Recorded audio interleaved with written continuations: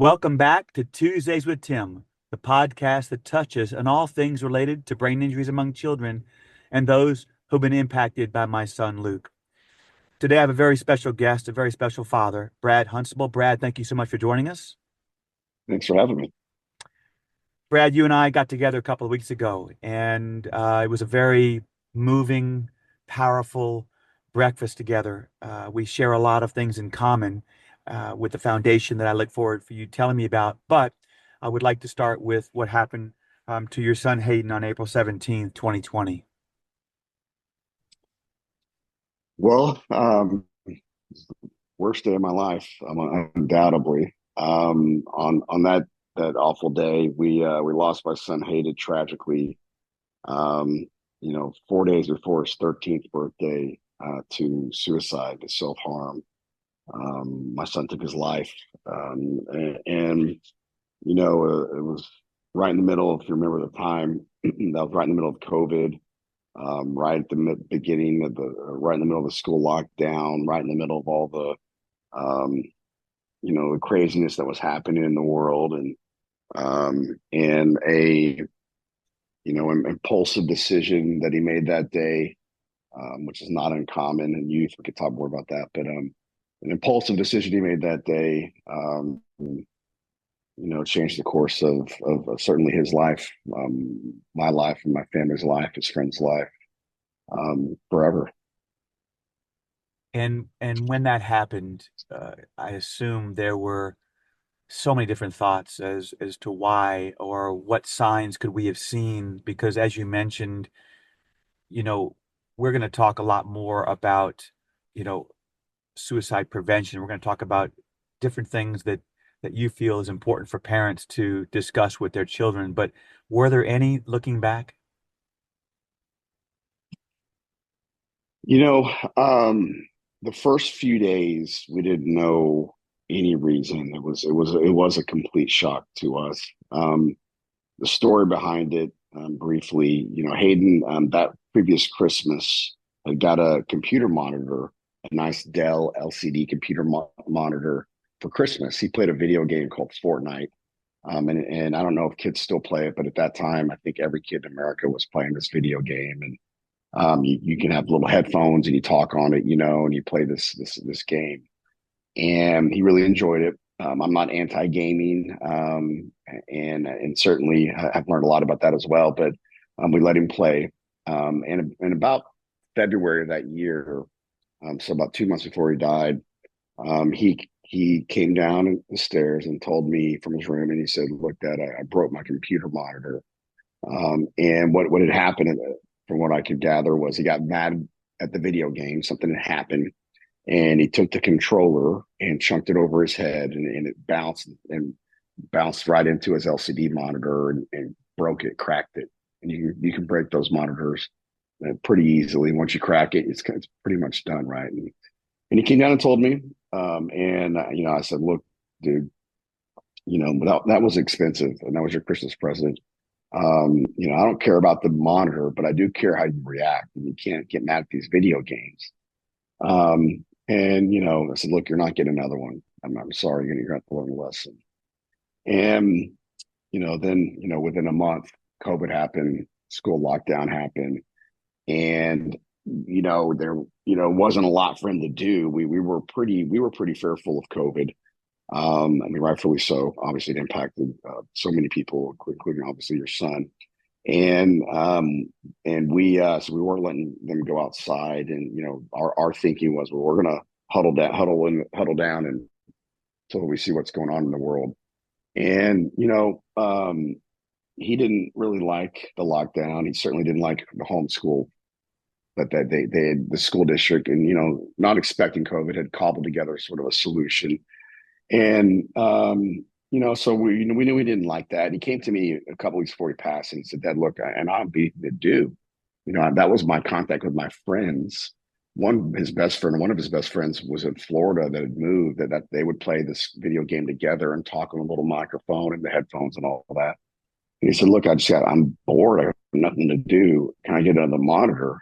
And me and my wife talked about it, and I said, "Look, we'll get you one, but you're gonna do some chores around the house. You're going to be play nicer with your sister. They were pretty, both of them were pretty ornery towards each other at times, like brothers and sisters are. And he held up his end of the bargain. And so my wife, about 2 weeks before he passed, went on Amazon and bought another monitor, not cheapo, not nearly as nice, but to allow him to go, once he was done with homework and everything, go play video games again. And that day on April 17th, my water well, we lived a little bit in the country, so we had a water well, had broken, and I didn't know how to fix it. My dad, who's very mechanical, did, and I hadn't seen him since COVID because we were all locking down. So he decided to come over, and me and Hayden and my dad spent like 3 hours fixing the water well. And my dad had given him a little job, and he'd done the job to help us fix it. And it was a beautiful sunny day. And we went inside, and my dad left, and Hayden came up to me and gave him a hug, and I kissed him on the head. And he went up to his room where my little daughter was up there with him. She was 8 at the time, I believe. And I took a phone call, and it was a 30-minute phone call. And I just finished the phone call, and my little 8-year-old daughter came down the stairs and said Hayden had hung himself. And of course, that was, as you might imagine, complete shock. I'm trying to process it, and I ran upstairs, um, tried to save him. Obviously, was unsuccessful in that, and tried to keep my young daughter away from as much of it as possible. I didn't have my cell phone, so I had to go run downstairs to get my cell phone so I could call 911. I happened to have an AED in the house that I had bought. And so I said, go get that medical device, which she did. And then I had her go outside to go wait for the police to show up. And, we, and again, the paramedics showed up and had to go to the hospital, which was a whole traumatic thing. But I knew it was really, really bad. It was obvious it was really, really bad. And, looking back, so those first few days was a complete blur. We didn't know why, or what had happened. Obviously we had to talk to the cops, which was they had to do their job. That was not enjoyable. We had to talk to CPS till 2 in the morning. Me personally, that was awful, and it was complete confusion. Um, Couple days later, afterwards, talking to my younger daughter, turns out she had told us he had broke his monitor again on accident. And in that uh, rash of emotion, scared to get in trouble, embarrassed, mad at himself, all those, probably emotions swirling through his head. He made the decision, and my son, he was a normal kid. Impulsive suicide is very common in youth suicide. Suicide's the number two killer of kids. It used to be the number two killer from all the way from age about 10 up to about 34. Fentanyl, obviously, is because it has risen in recent years as well. And so when I tell parents the second most likely way your probably 10 to 18-year-old's going to die or could die would be from taking their own life. And I knew nothing about it before. If I'm being honest, I thought suicide probably was you were either completely mentally ill or on drugs or something like that. And that's a common stigma. And certainly in youth, that's not the case. About 50% of all youth suicides um, have no previous mental health history. And of the group of suicides in youth, about 55% are impulsive, which means they made the decision very rapidly. As I've learned, a lot of that has to do with the development of the human brain. The prefrontal cortex, where we make rational decisions, is not fully developed until you're probably around 24, 25.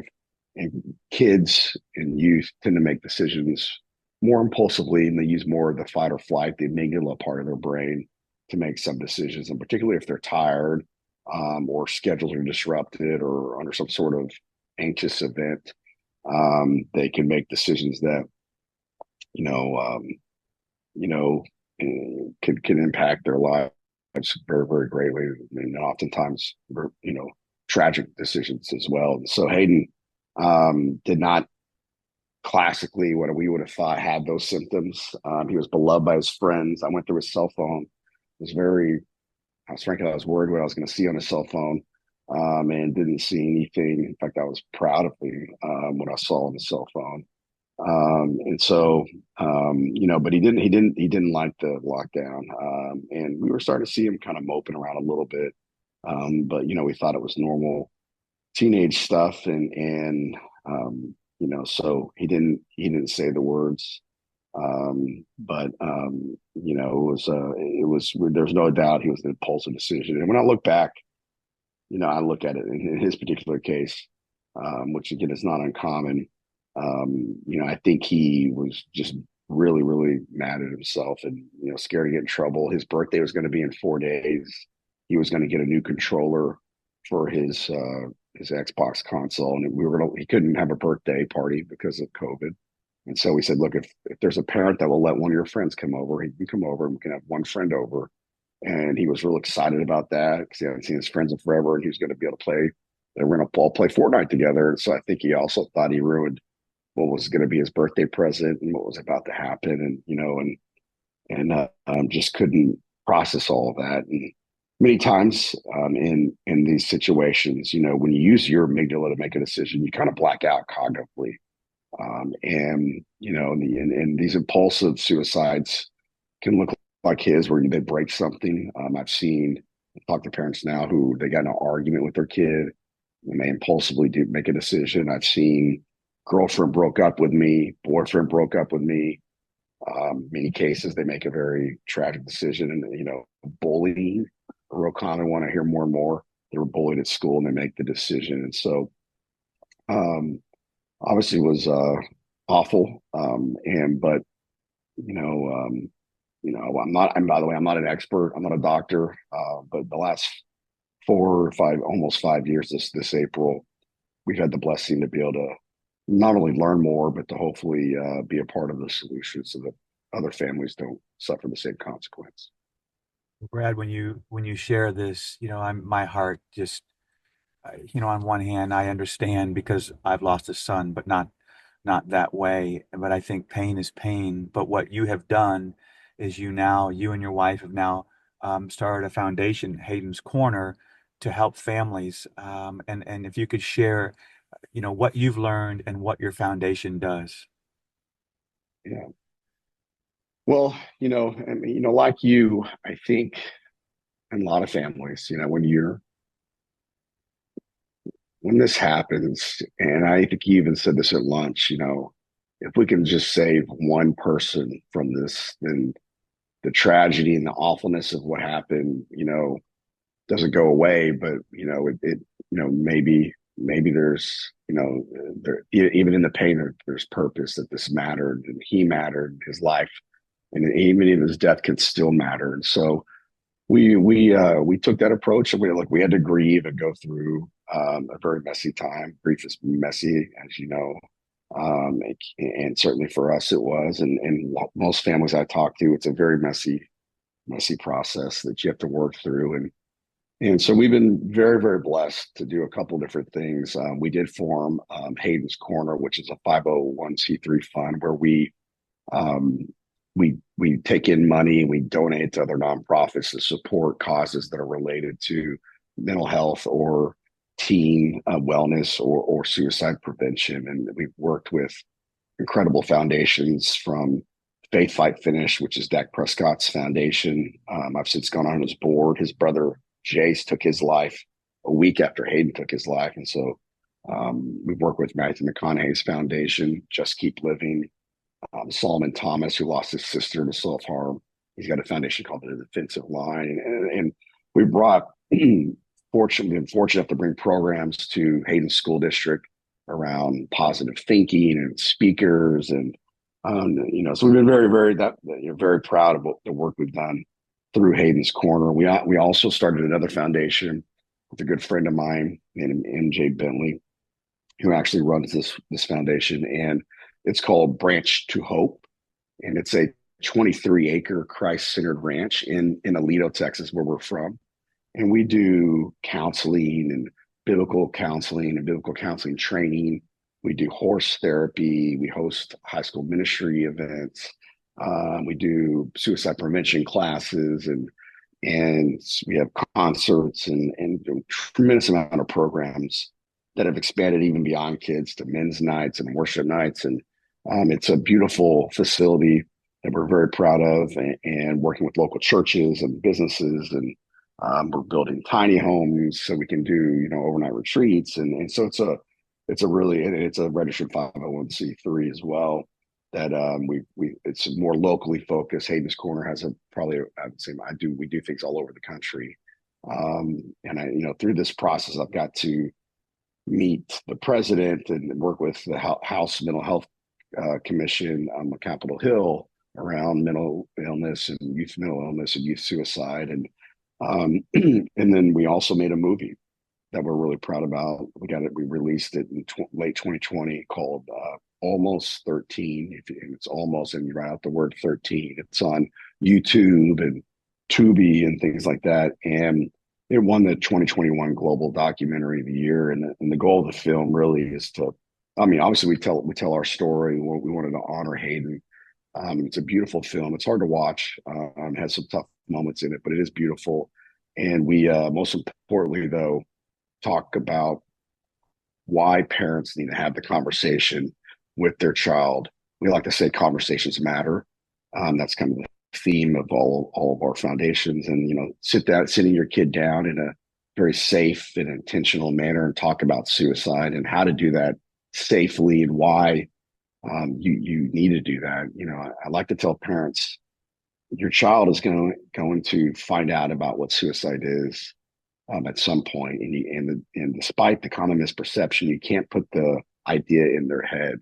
And the question I ask them is, if they're going to find out about it anyways, do you want them to find out about it from TikTok or from Hollywood or from a kid, Mhm. or would it be better if they find out about it what it is, and if they have those thoughts, what to do, and from you as a parent in a very kind of intentional and a safe and loving manner, Right. and hopefully save somebody. Well, conversations matter is the theme, and it's the theme in life for all of us, whether it's with a spouse, with your children, whether it's your job. And I guess while you're talking, I'm thinking of two people in particular. One is your now 12-year-old daughter and your wife. How are they doing? What kind of counseling have we done?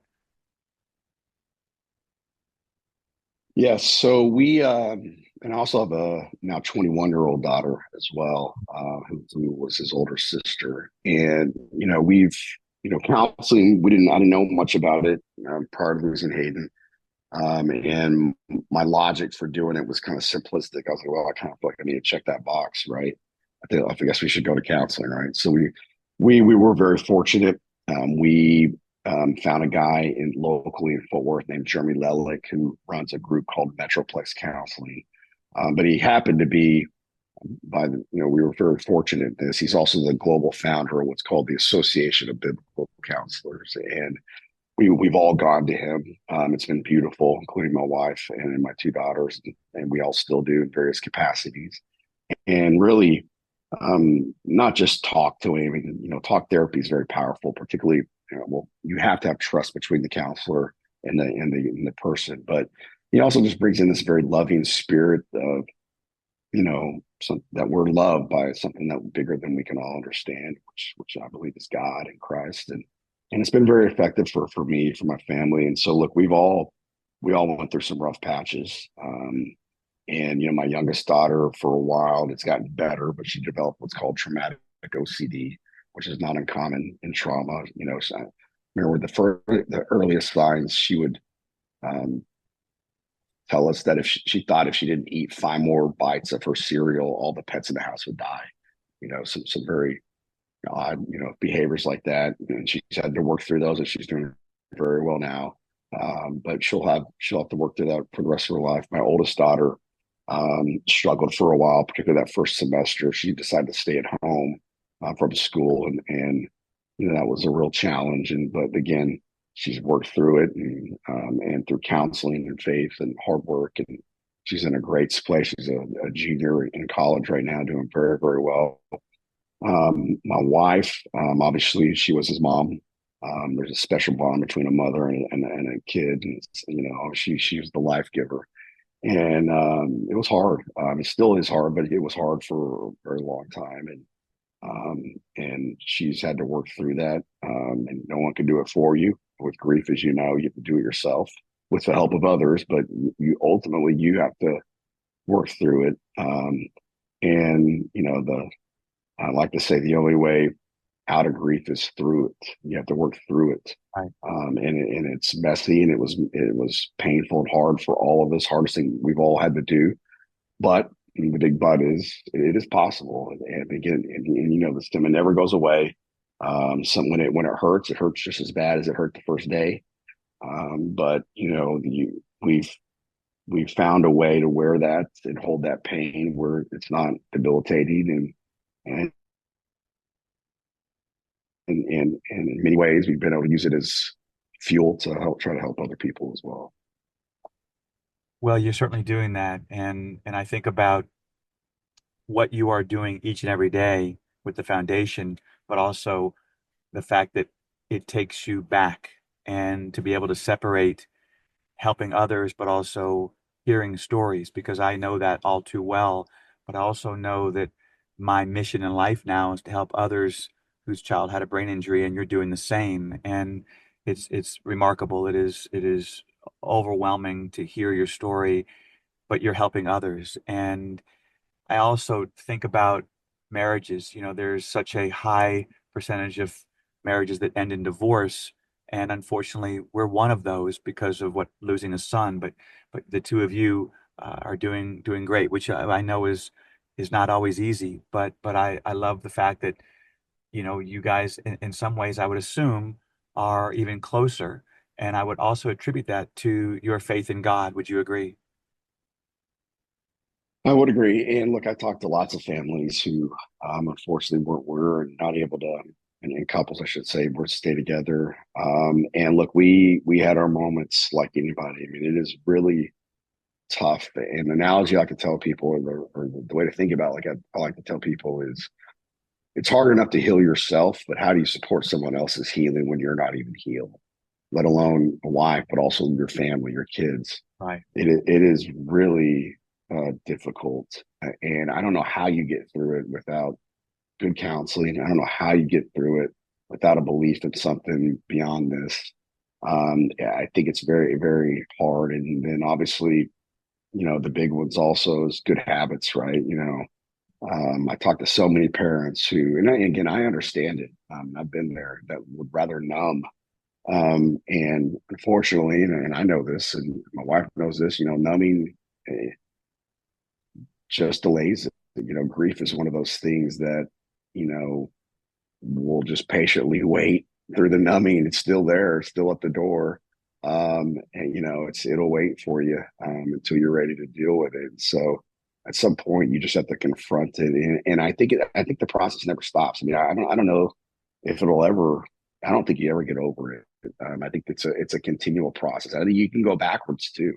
I think it's something that you continually have to work at, and will have to work at, like almost like a muscle. You don't train, you lose it. And I think grief is something similar, and get better at it, of course, and you can handle it better in time. There is a certain element, it's cliche, but time does help. The first year is the worst. Clearly, the first anniversaries are the worst. But then every anniversary is not fun by any means of the imagination. Holidays. Holidays are not fun, right? And it's like, I don't know how it is for you, Tim, but when that date comes, I feel it in my body a couple months out. It's like this iceberg coming at me, and I know I'll be able to get through it, but it just weighs on you. It's a slow iceberg coming at you, and nothing you can do that date. And every year it has gotten easier, but it's still not. It never. It's still not. It's still there, and I suspect it's always going to be there. Yes, for me, April was Luke's birthday month, July when he had his accident, August when he passed. the day before each of those months, I start feeling it in my stomach. It has gotten better. But what I've also learned is that it can hit you in the gut at any time. You can be fine and then something triggers you. And so I'm able to reduce the amount of time that triggers hurt me or bother me or make me sad. But what I think what we do know is that with family, with friends, we're able to get through it. As you said, we don't overcome it. We don't deal with it in a way that makes it go away, of course, because you are 4.5 years or a little bit close to 5 years in. I'm 3.5 years in. At times it feels like 4 days and 3 days, doesn't it? But you are doing amazing things for families. And I think that those that are listening, and we're going to share this with so many different people, every family needs to hear this and share these things with their children at at a young age. And that's the most important message, is to communicate and to not be afraid to discuss these things, because as you said, it's easier to hear from a parent and it's more impactful from a parent than it is on TikTok or any other avenue. So Brad, I admire you, and I look forward to spending more time with you and partnering with you and doing things together with our foundations. And I wish you and your daughters and your wife all the best. And I hope you guys have as merry a Christmas as you can possibly have. And so thank you so much for joining us today. Tim, thank you so much. And again, I love you, and I can't wait to spend more time with you. And then if I can just promote our the best thing I can point people to, if you want a good resource, our movie Almost 13 is free to the world. It's only 16 minutes. Have those conversations, as you mentioned, around every aspect of a kid's life that you can, and particularly the ones where we know that there's some risk and their danger, and do it early, like you said, as young as like 8 or 9 or 10. We're talking having some age appropriate conversations, and hopefully Almost 13 might be a good resource for you. We'll definitely be sharing that. Thank you so much, Brad, and all the best to you. Thank you. Take care. Thank you for joining us on Tuesdays with Tim. If you found today's episode helpful, please be sure to follow and share so others can find support. For additional resources and support, visit teamlukehopeforminds.org. Remember, you are not alone in this journey. If you have a story you would like to share or a topic you would like for us to cover, please reach out. And don't forget to follow us on Facebook, Instagram, and YouTube. Together, we can continue to raise awareness and support for families caring for children with brain injuries. Until next time, take care and keep fighting like Luke. Welcome back to Tuesdays with Tim, the podcast